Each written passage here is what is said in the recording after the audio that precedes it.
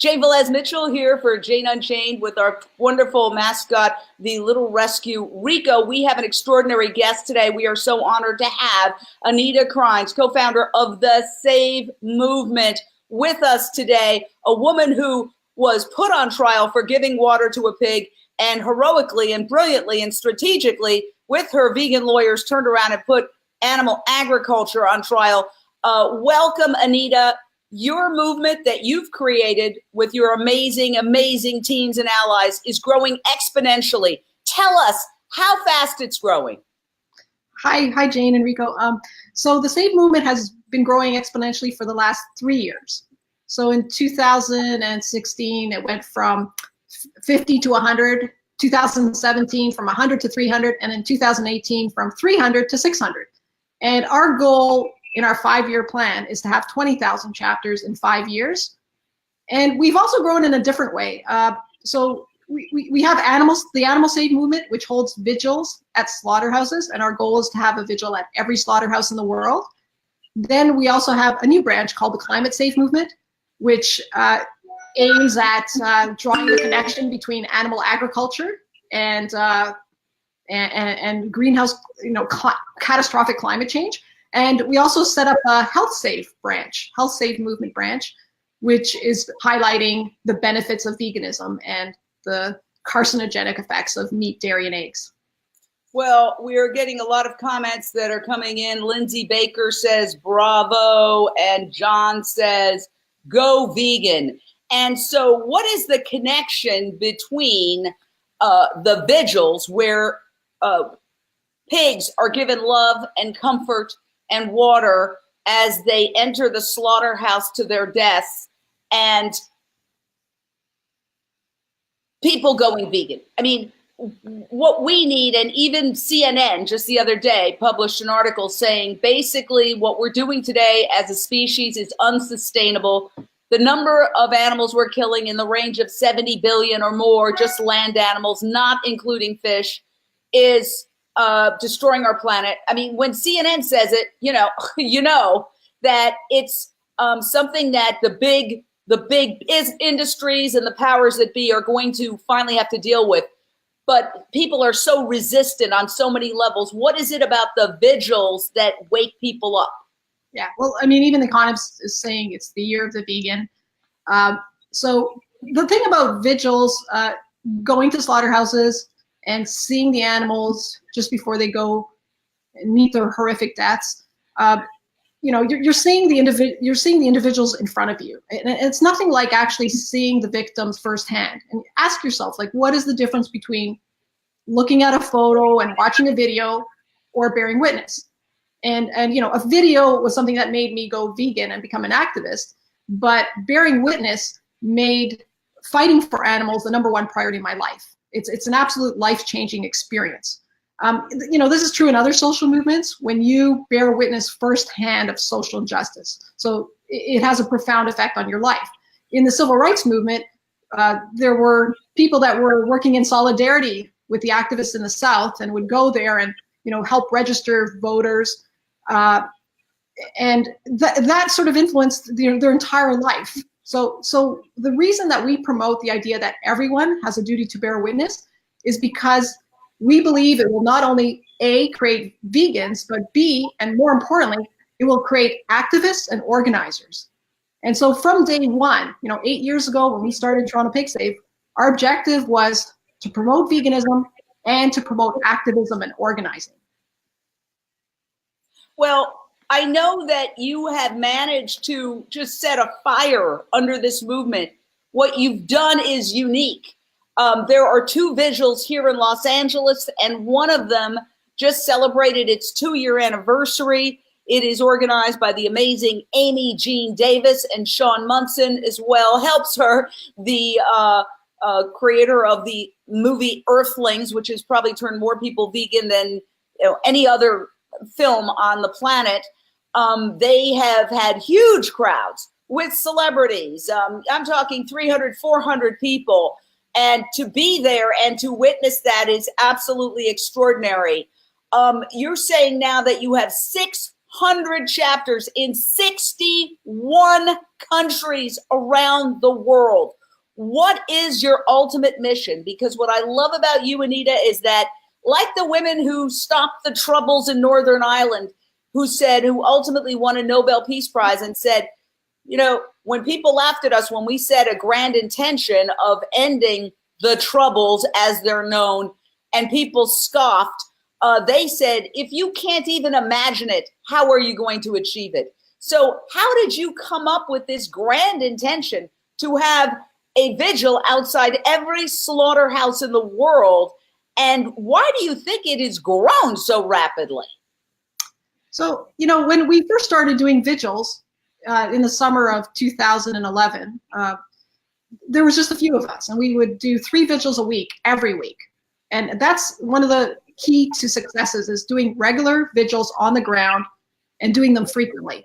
And we know this from studying Gandhi and Martin Luther King and Lois Gibbs. Like, you cannot just sit behind a computer. You got to be on the ground doing regular events. So we started small, you know, few people.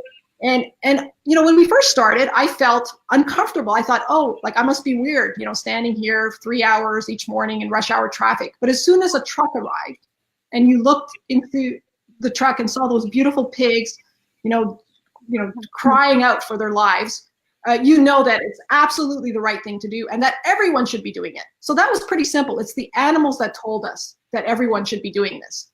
So what you know, in terms of a guide for us, you know, our movement is very animal centric, and we always ask, what do the animals want? Well, the animals want to be free. They don't want to be in the trucks. They want to help the other pigs in the trucks. And, you know, we're there to tell their stories and to get more people to see this, because, you know, there is this concept of non-cooperation with evil that Tolstoy and Gandhi talked about. And you know, if people saw the extreme injustice of these animals in the trucks, they would not participate in the evil of, you know, raising them in factory farms or any animal farms and transporting them and sending them to an absolute brutal slaughter.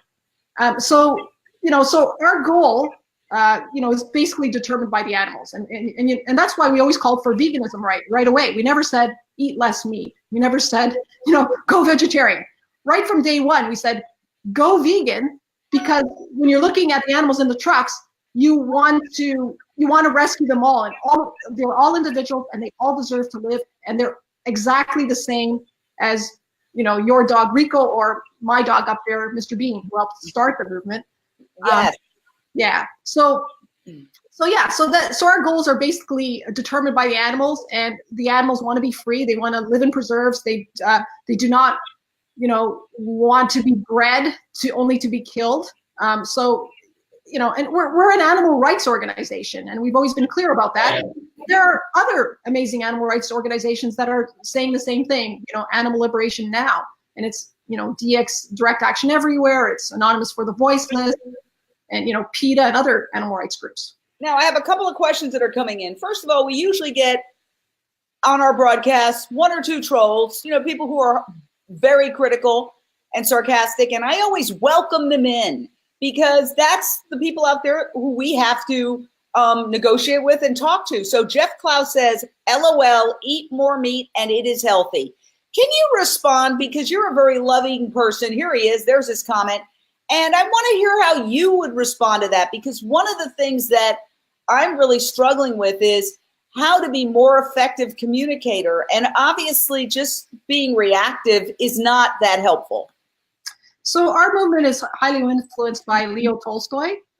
He wrote books on love-based community organizing and love-based communication. And he said it takes 2 to fight. And basically, and he also said, the most important person is the person in front of you.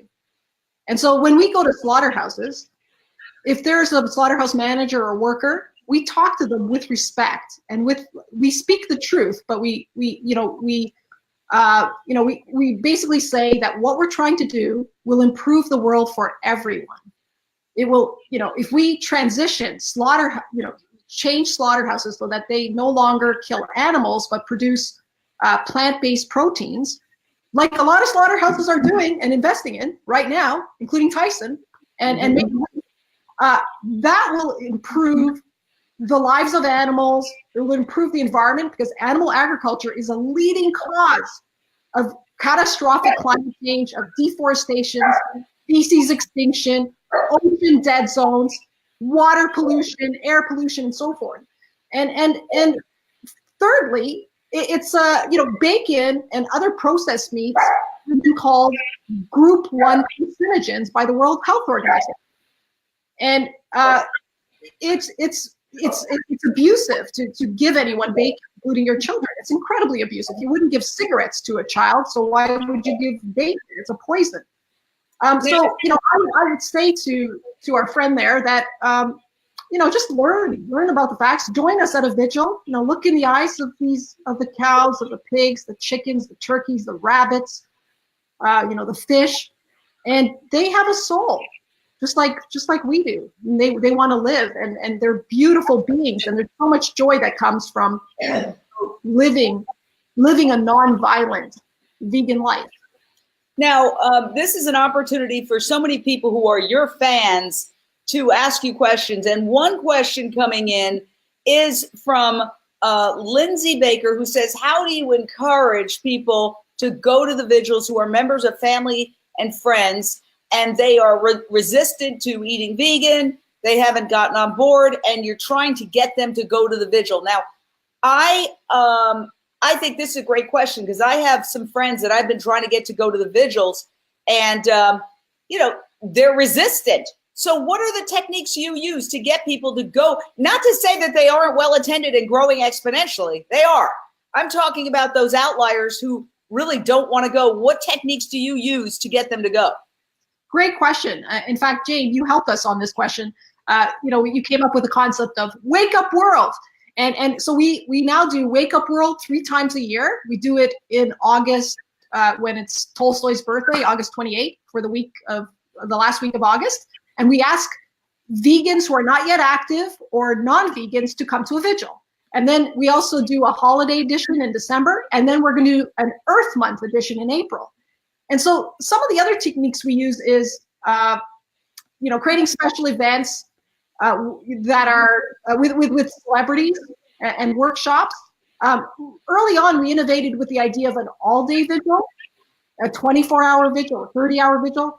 Groups around the world then innovated beyond what we had ever done in Toronto. It started in Manchester. They did a 5-day vigil. Recently in Milan, they did a 3-day vigil and a 3-day fast. In Barcelona, they did a 5-day vigil, a 5-day fast. They got lots of media. They got huge attendance. So that was used in the civil rights movement. They had 24-hour vigils. So I think, you need to do something extra, something special to draw people. And another technique is used by Amy Jean Davis and Sean Munson and other organizers at LA Animal Save and the Animal Alliance Network in LA. What they do is they create social events around the vigils. So they always have a dinner before or after the vigil. And Amy said that's why they get, on average, 200 people coming to a vigil. And a few years ago, it was only like 50 or 60, and then it went up to 100, and now it increased. So we need to use the techniques of community building, of saying thank you for coming to a vigil. Thank you for caring. Bring your friends and family. They're welcome. We're non-judgmental. They might be eating animals and animal products, but we believe that everyone has a duty to bear witness. And if you live up to that duty, we so respect that. I mean, our favorite people in the world are activists. We don't turn away when an animal's suffering, but they come close and they try to help. And that's Tolstoy's definition of bearing witness. Now, we were live on Jane Unchained just last night at the Animal Alliance Network vigil. There's 2 vigils here in downtown LA at a very large pig slaughterhouse. One is Los Angeles Animal Save on Sunday nights. And then we also have the Animal Alliance Network on Wednesday night. And these 2 groups work together very closely. And one of the people who was going live for us says, I'm immune to E. coli. I think he's making a kind of a joking reference to, if you don't eat animals, you're not going to get sick. We know that the vast majority of antibiotics are fed to factory farm animals. We know that we have these E. coli and these, they call it H1N1, but they're bird flu crises, with the horrors of factory farming that are hidden behind closed doors, is there a health argument to be made? And how are you doing that with expanding the SAVE movement from the SAVE movement, then the climate movement, and now the health movement? Right. So, we feel that it's a really good time to expand and build a new branch for the SAVE movement, and have, so we're creating chapters for the health SAVE movement now. So we have chapters already in Italy and in Tunisia and Croatia and the US. And so what we're looking for here is creating an advisory board of medical professionals, including vegan naturopaths, vegan surgeons, vegan nurses, and then also vegan trainers. So we have all these different people who we're bringing together on the advisory board. And the strategy for the health SAVE movement is to hold vegan cooking labs in schools. It is to push for veganizing the menus at schools and at restaurants. It's also, our advisory board is working on making sure that food guides are veganized. So right now there's a new Canadian food guide that's going to be announced, and we already have the draft. So our advisory board is working to ensure that it remains vegan, very vegan oriented, without even mentioning meat or dairy. So so there are all these issues that we can work on in schools, but also in terms of advocacy aimed at corporations. Writing to corporations, just like you did with Starbucks. You had a Starbucks campaign and was pushing for vegan options. Those are the kinds of things that the health SAVE movement is going to do, as well as lobbying the government. So let me ask you, because it's so hard to organize, but you are a PhD, correct me if I'm wrong, and you have not only expertise in Tolstoy and what Tolstoy advocated, and you've taught me that he was one of the early animal rights activists. Who knew? But what about organization? Because we're earnest. Our hearts are in the right place. We just want to stop violence. We want to stop people killing unnecessarily. We know that it's not necessary to kill animals to eat. There's 300 million people who are not eating animals, who are surviving just fine, thank you. And yet, sometimes I think we lack the organization that, for example, the meat, dairy, and pharmaceutical industries have, because, profit is a great organizer and what you would call a way to focus. So, I'm going to make money. I mean, always follow the money when you see cruelty. At the heart of everything, it's just a desire to make money. So what is your ability? How have you been able to organize so effectively? So I think we base our organizing on community organizing literature and success stories from other social movements. So in community organizing, Saul Alinsky, who wrote Rules for Radicals, said that you need to organize people power to resist special interests, that are profit oriented. So how do you organize people? Well, there are two recruitment strategies. One, as Cesar Chavez said, you talk to one person, then another person, then another person, and you form an organization. Then there's a second recruitment strategy. You form a coalition. So in the civil rights movement, the Montgomery Improvement Association that initiated the bus boycott after Rosa Parks refused to give up her seat, consisted of church groups, labor groups, women's groups, student groups. So in the animal rights movement, we've been very good at recruiting member by member, but not in terms of coalitions. And so what the climate SAVE movement is going to do, and the health SAVE movement, is we're going to organize as coalitions. So we already did that.